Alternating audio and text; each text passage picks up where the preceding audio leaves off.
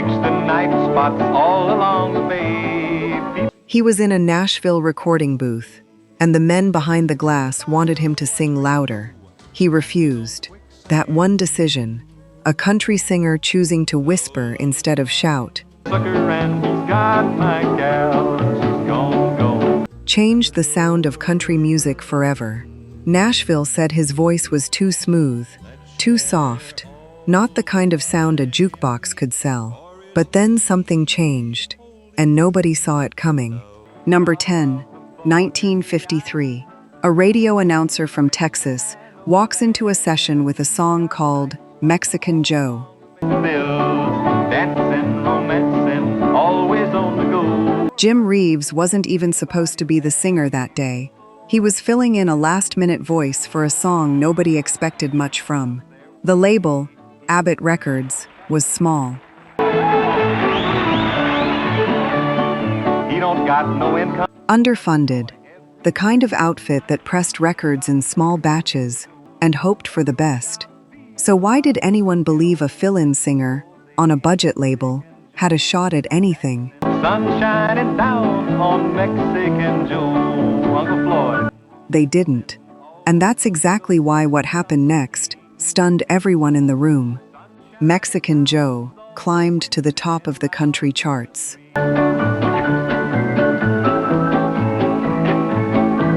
A nobody, a stand-in, a favor turned into a #1 record. Nashville started asking questions. Who is this guy? He makes the night spots all. Not flashy, not loud, but suddenly impossible to ignore.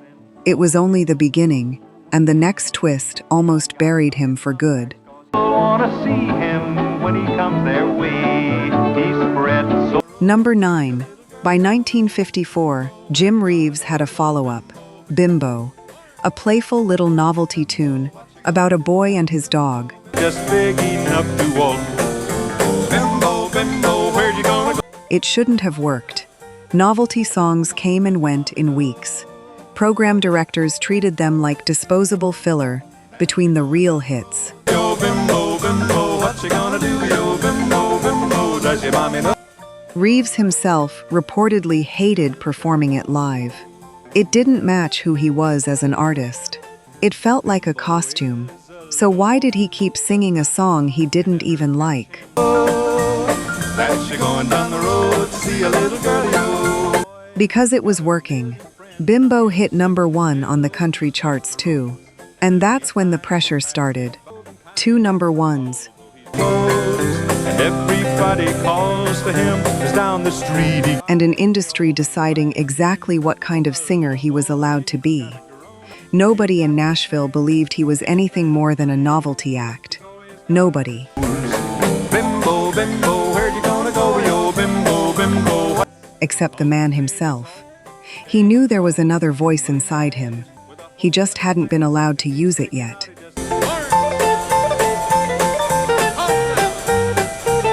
Number 8, 1955.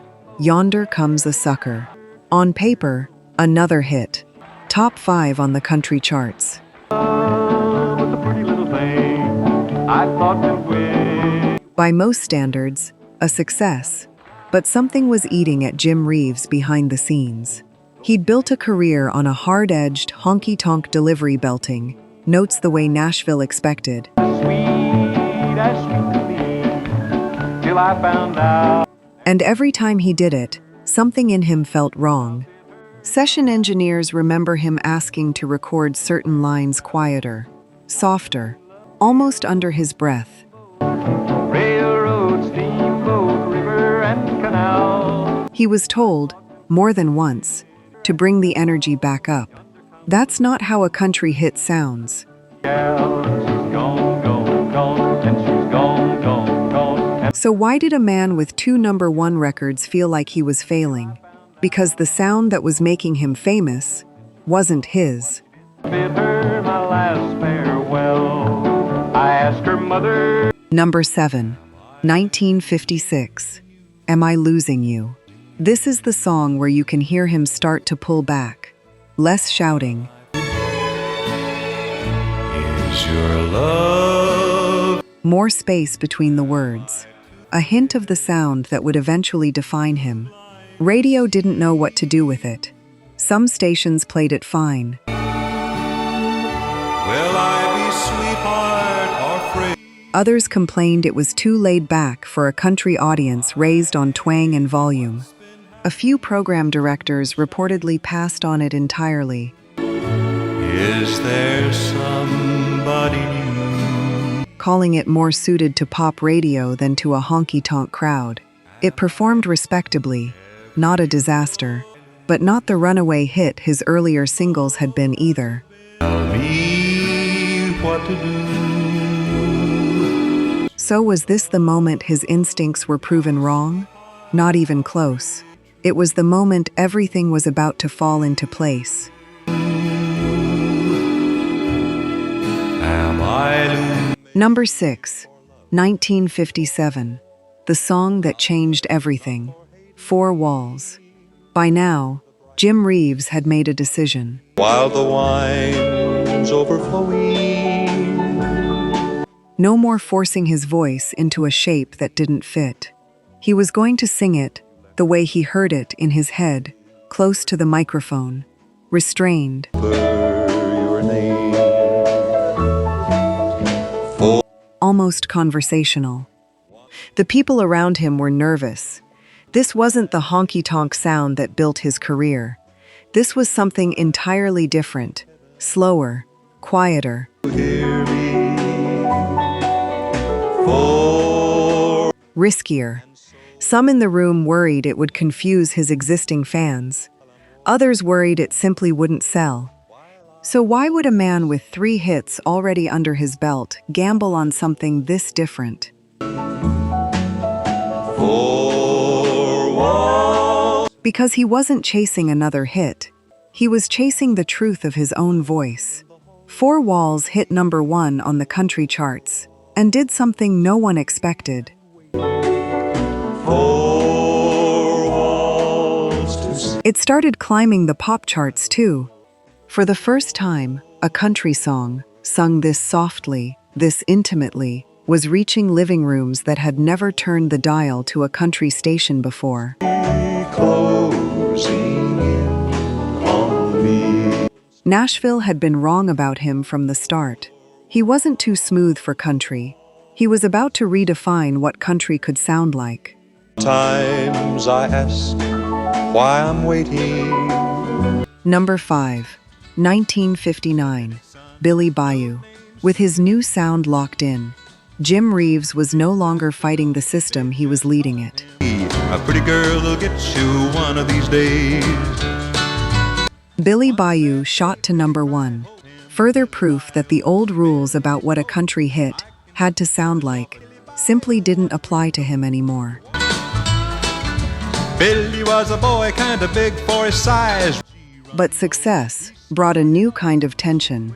Reeves was being pulled in 2 directions, deeper into the smooth, orchestrated sound that was making him a crossover star, and further, Bill fought the battle of the Little Big Horn. Billy, Billy Bayou. from the harder country sound that had made him in the first place.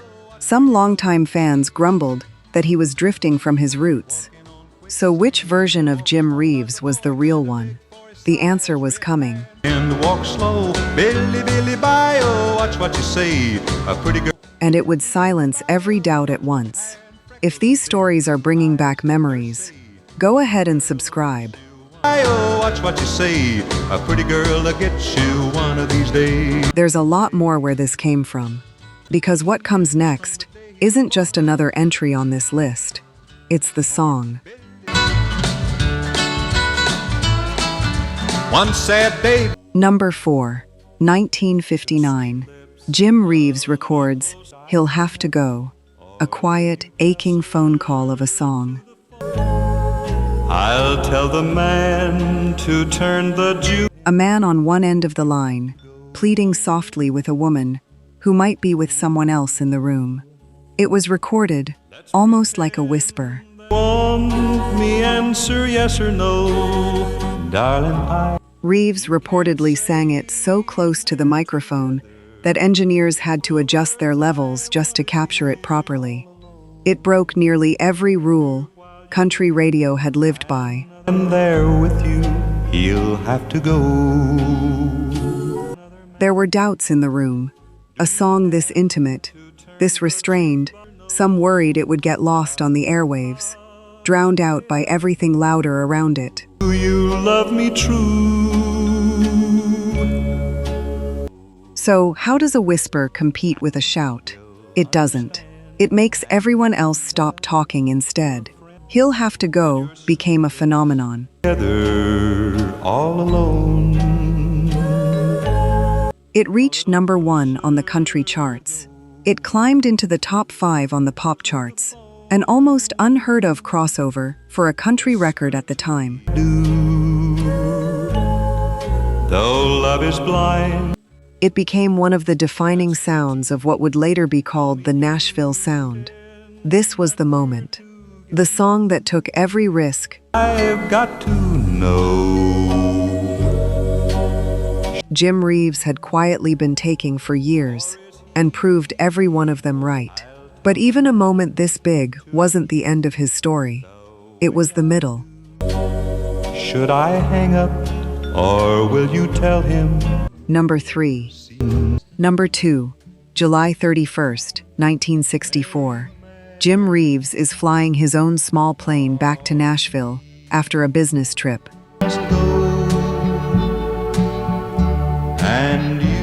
With his manager and pianist, Dean Manuel, on board. The plane goes down in bad weather, just outside the city. Jim Reeves was 40 years old.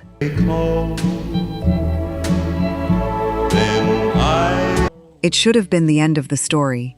An artist, gone. A career, closed.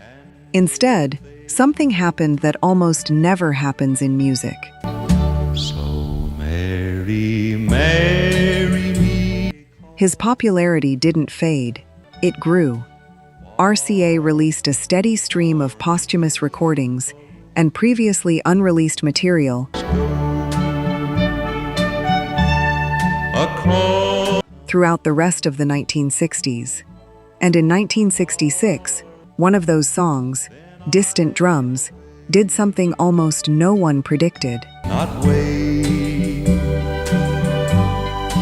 Let's share. It became one of the biggest selling singles in the United Kingdom that year, topping the UK charts for weeks, sung by a man who had already been gone for 2 years. Love me. So how does a voice that's no longer here keep climbing the charts? Because some voices don't belong to a moment, they belong to a feeling, and feelings don't die with the person who recorded them. Is all the time there may be. Number 1, and this brings us back to where we started. In 1967, Jim Reeves was inducted into the Country Music Hall of Fame. Another man. Do you want? Not for volume, not for flash, for a voice that dared to get quieter while everyone else got louder. And you can tell your friend there with you. But if you ask which single song built that legend, which one moment took every risk, every doubt, every rejected instinct, and turned it into something undeniable, Or is he? it comes back to that whispered phone call from 1959, He'll Have to Go. It wasn't the biggest production. It wasn't the loudest performance. Let's pretend that we're together. It was the opposite of everything Nashville said a hit was supposed to be. And it became the blueprint for an entire sound in country music. The Nashville sound smooth, string-laced, intimate. Though love is blind, make up your. Built to travel far beyond the honky-tonk and into living rooms around the world. Not flashy, not hyped, but unforgettable.